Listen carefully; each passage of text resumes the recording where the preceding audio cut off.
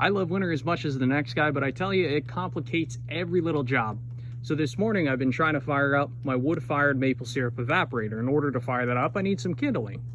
In order to manufacture the kindling, I like to use my little electric log splitter.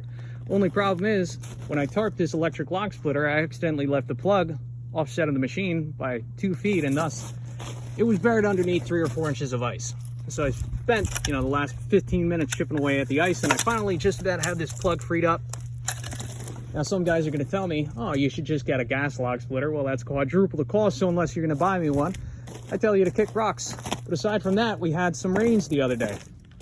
Not enough to really melt the ice, but all that rainwater coming off the roof leads down into this gutter drain line.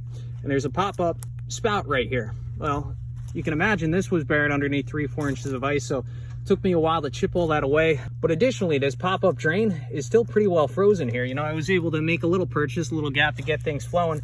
But I think in the future, wintertime, I'm just going to remove this pop-up drain portion and just allow the pipe to be completely open. That way we ensure that we don't have this issue and rainwater can, of course, drain away from the house and not press up against the foundation. So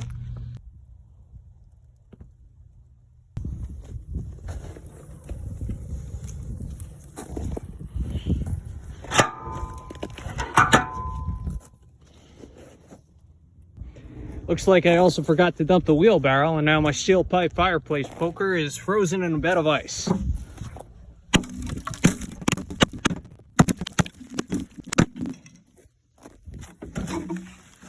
There we are. So it took about an hour and a half to get the evaporator going, but she's warmed up and she is chooching pretty good. So what I'm doing, I am boiling the maple sap I've collected from the maple trees. And the idea behind that, when you collect the sap from the trees, the sugar content is quite low. And what you have to do, you have to evaporate off that extra water, that excess water, in order to concentrate the sap down to maple syrup.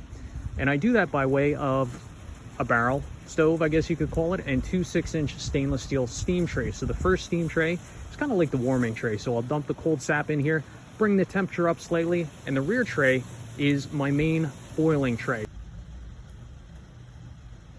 Well, I've been boiling for about 8 hours now, going into the night a little bit. I've concentrated about 17 gallons down to about 1 inch on this pan on the left. Once this one on the right got low enough and I ran out of sap, I ended up dumping this concentrate into this one, and I just have water in here now to ensure that that pan doesn't run dry. But what I'm gonna end up doing, I'm gonna filter this, and then I'm probably gonna freeze that concentrate, and then when I collect more sap, we'll come back and do a final boil.